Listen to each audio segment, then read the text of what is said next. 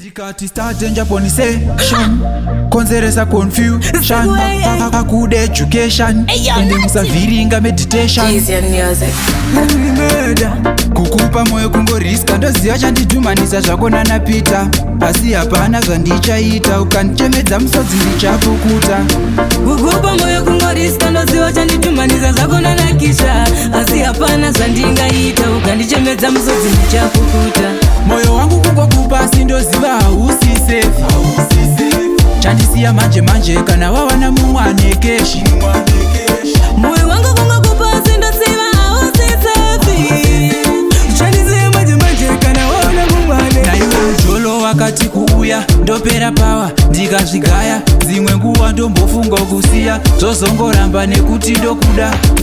Naiwe toboy zverudo ndombogaya kuzvisiya, asi zvinoramba zvemujolo ndogaya kuzvisiya, asi zvinonaka. Moyo wangu kungokupa sindoziva hausi safe, chandisiya manje manje kana wawana mumwe ane keshi.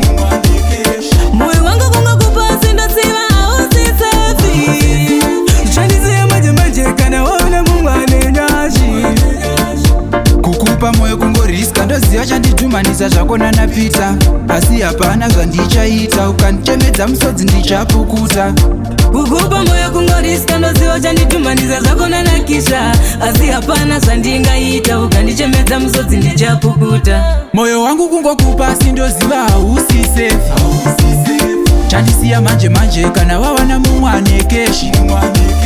Moyo wangu kungokupa sindoziva hausi safe, chandisiya manje manje kana wawana mumwe ane. Naiwe ujolo wakati kuuya ndopera pawa ndikazvigaya, dzimwe nguva ndombofunga kusiya, zvozongoramba nekuti ndokuda.